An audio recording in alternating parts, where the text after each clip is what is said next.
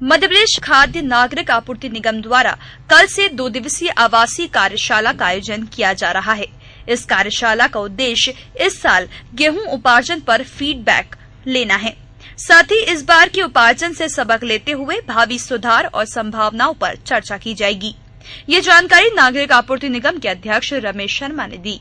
हमारा गेहूं खरीदी का कार्यक्रम होता है, वो दिन प्रतिदिन बढ़ रहा है। पिछले वर्ष 85 लाख मीट्रिक टन से अधिक खरीदी की गई थी और इस साल भी काफ़ी खरीदी का अनुमान था, वो हमारी उतनी नहीं हो पाई है। लेकिन फिर भी पूरे मध्य प्रदेश की जो व्यवस्था है, जिसको सुचारू रूप से चल सके, इसलिए हमने हमेशा कार्य योजना बनाते हैं और अब की फिर हमने 5 और 6 तारीख को बनाई है। उसमें सारे कलेक्टर्स को, सारे अधिकारियों को, बैंक के अधिकारियों को, हमारे प्रमुख अधिकारियों को बुलाया है कि उनको किस प्रकार का अनुभव रहा, किस प्रकार की हमारी व्यवस्था में कमियां रही हैं, उन कमियों को हम ठीक करना चाहेंगे। हमने पूर्व में इस प्रकार की कार्यशाला आयोजित करी, जिसके अंदर हमने ट्रकों का जो ठेकेदार थे या जो हमारा यूनिट था, उसको बढ़ाकर काफ़ी बड़े करे, जिससे हमारा संचालन बहुत अच्छा रहा और अपना गोदाम वगैरह तुरंत भरे गए।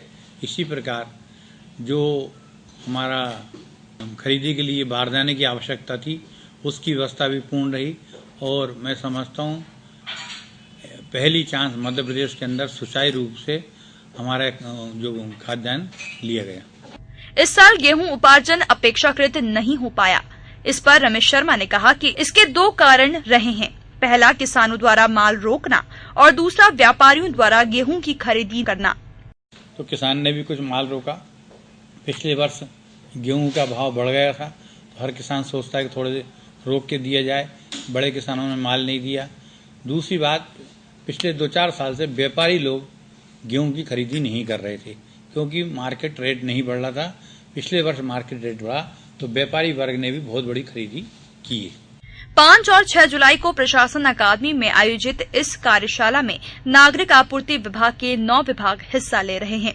साथ ही IAS, कलेक्टर, बैंक अधिकारी और प्रमुख अधिकारियों की दिन भर अलग अलग समूहों में उपार्जन परियोजना के अलग अलग पहलुओं पर चर्चा होगी, जिसके बाद दिन भर की चर्चा और प्रेजेंटेशन का निष्कर्ष निकालकर अगले साल रबी गेहूं उपार्जन को सफल बनाने की योजना तैयार की जाएगी। कैमरा पर्सन परवेज खान के साथ Vaishnavi Chaudhary, EMS TV news Bhopal.